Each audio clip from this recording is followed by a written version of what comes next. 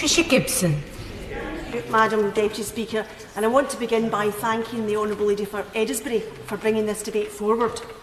She and I and other members of this House share a particular interest in this issue, and I can hardly believe that another year has passed and we are once again reflecting on Baby Loss Awareness Week, culminating in Baby Loss Awareness Day on the 15th of October. And once again I wish to say that that day is particularly special to me, not just because it is International Baby Loss Awareness Day, because it was on that day that my son was born, stillborn at full term in 2009. He would have been 10 and he would have been a baby no more. And I think of him every day, but in that respect I'm no different from any other parent who has gone through that terrible, terrible trauma. And every single bereaved parent who has lost a baby in that way feels exactly the same about their own babies whose lives were ended before they could properly begin. And that's why I've used my position, so far as I possibly can as an MP, to raise awareness of this issue, to help break the taboo around this awful experience, and many members across this House have done the same. This day, this week, is important, and sadly every year more and more people are drawn into the appalling statistics of those who have lost their babies in whatever circumstances.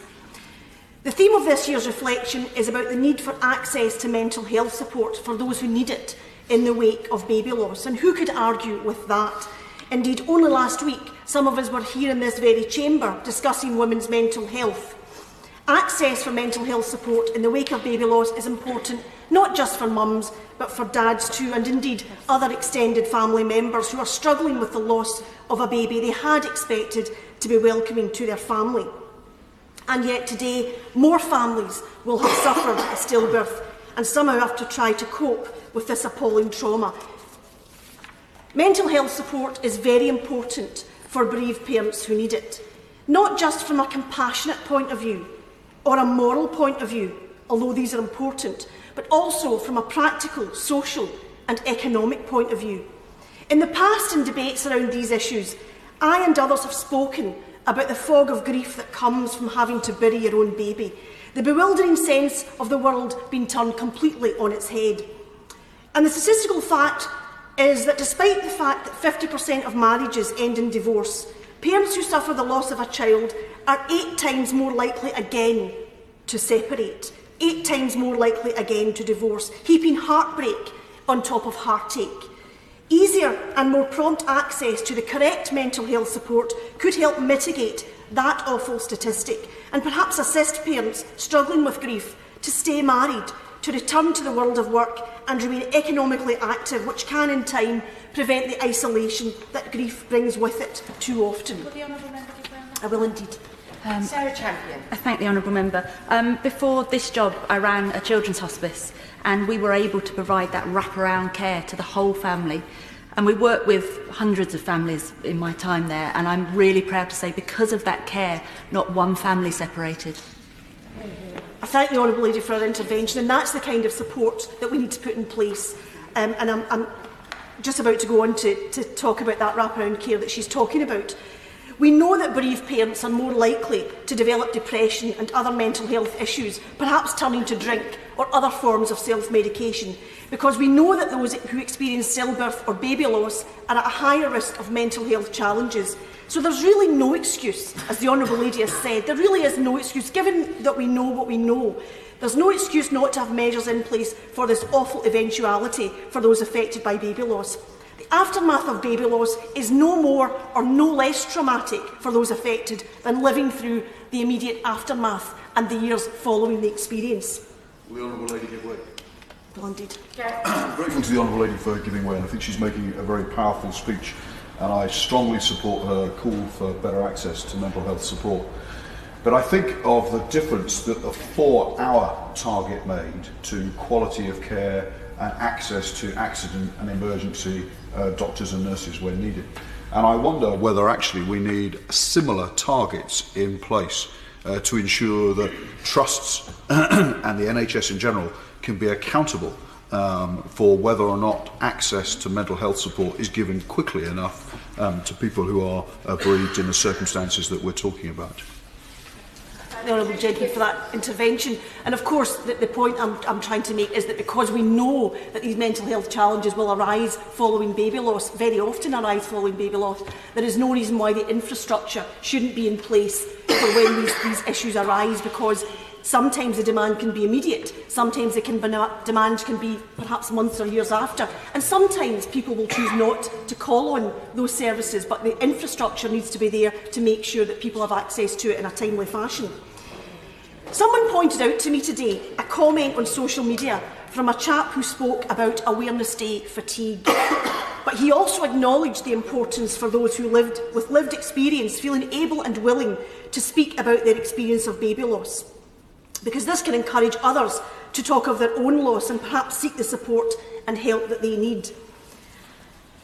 We with lived experience who choose to talk about our personal experience can also prevent others going through the awful experience we have by raising that awareness, to stop other people joining the terrible club of which no one would ever wish to be a member. Because raising awareness is very important. It is not and it must not ever become some trite, stock phrase, although it may sometimes sound so. It's important because every day I wish to God I had had some more awareness of preeclampsia, of HELLP syndrome, and then I may have been in a better position, and I'm sure many mothers would say the same. I would have been in a better position to articulate what was happening to me, instead of being told by the Southern General Hospital that I was wasting their time when I turned up on the day I was due to deliver my baby, to be told the terrible pain I was in was normal. What did I expect? It wasn't labour. Go home and lie down. Could I not see they were busy? Had I known more about preeclampsia, I would have been able to be asked to be checked specifically for that condition, because I wasn't tested for it. I would have been more assertive instead of being made to feel like an hysterical, older, expectant mother. So raising awareness really does matter. Information matters because it can make a real difference between life and death, because we know that too often mothers are not always listened to. So raising awareness cannot be seen as a trite phrase or a box-ticking exercise, and I know many who have lived with the loss of their baby would say exactly the same. But the chap commenting on these matters on social media is right to say that a lack of mental health support must be addressed. We cannot be discharging mums to send them home to their partners and families and leave them to get on with it.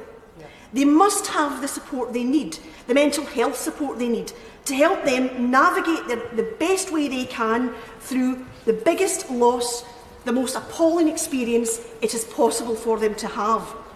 Now, we have over the years come a distance in the realms of baby loss. We have, with some success I think, shone a light on it and worked to remove the taboo. But we still need to do more to ensure that isolation of grief does not swallow up those affected by this loss, which goes against everything that nature would suggest. We need to continue to work to break down the isolation, and we can do that with the proper mental health support to help those affected to find their way back to some semblance of normality and help them find a path through their fog of grief so that they can rebuild their lives, albeit around the loss that they have suffered. And it's shocking to learn that the majority of bereaved parents who need help cannot access it in an appropriate place and in an appropriate time. This is because perinatal mental health services they're focused on women who are pregnant or have a live baby. Last week in the debate on women's mental health, many of us spoke about new mums needing mental health support, and that's true, they do. But this need not mean, and it must not mean, that those mums whose babies have died are forgotten about. They must not be forgotten about. They must be given the support they need, because we know that they are at risk of developing mental health challenges, and we need to do more to ensure that the mental health infrastructure they need is in place to support them. Women who have experienced stillbirth, miscarriage or ectopic pregnancy are at a higher risk of post-traumatic stress disorder, anxiety and depression than those who have not, and they also display clinically significant levels of post-traumatic stress symptoms from 5 to 18 years after the stillbirth. Now, as I was reading some of the testimony from the Lullaby Trust in preparation for this debate, from women who had suffered stillbirth and who described walking out of the hospital with no further contact about the support they might need. I recognise that, because that too was my experience. I didn't feel able to discuss my experience or participate in counselling, but that was just as well because it was never offered. The hospital was, in my case, trying to dodge questions and withhold information about how my baby died. And in response to the point raised by the honourable gentleman who is no longer in his place, the demand for coroners or in Scotland fatal accident inquiries around stillbirths when it's deemed to be in the public interest, that demand has only risen because of hospital trusts and health boards pulling down the shutters when things go wrong. And that's where that demand comes from, and that has to stop, that has to change. Parents don't want to consult a lawyer when their baby dies. They just want to know what went wrong, how it can be avoided. And that's something that health boards and health trusts really need to do more to get their head around. I'm pleased in Scotland there has been new investment in perinatal mental health to ensure that there's support for bereaved parents prior to discharge and appropriate signposting to third sector services who can provide bereavement and other mental health support. Because we can no longer turn a blind eye or overlook those who fall through the gaps in our health system. There must be psychological support for those affected by the death of a baby, if they need it. Could you give way? I will indeed. She's making an excellent speech, and I commend her bravery for speaking up on this again. I know how hard that is for her. Would she agree with me that there needs to be support for women entering a sort of subsequent pregnancy after that as well? Because that could be quite re-traumatising for some women and quite challenging to deal with, and they need a special amount of support for that as well. Yeah.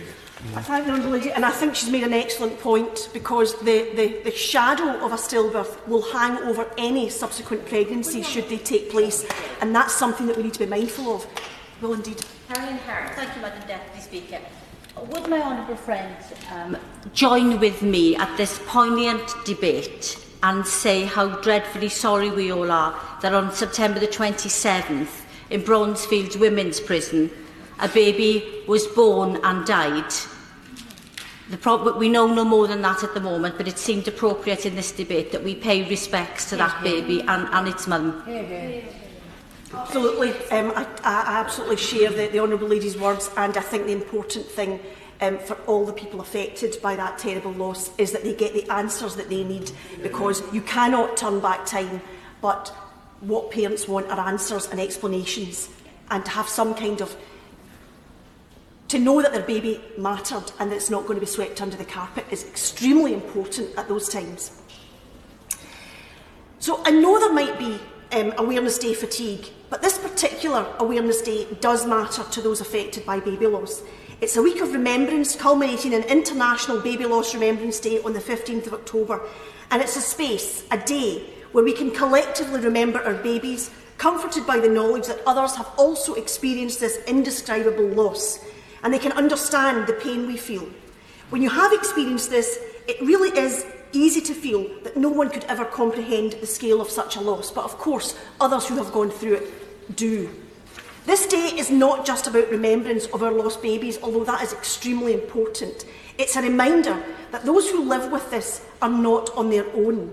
Sadly, thousands of people in the UK have suffered this loss, and millions worldwide. There are many who do understand, and more of us are willing to speak out. If we can take some of the isolation out of the grief for our lost babies, if we can better care, give better aftercare for the parents who have suffered this loss, perhaps we can all have better mental health despite suffering such a loss of such huge magnitude in our lives. Yeah.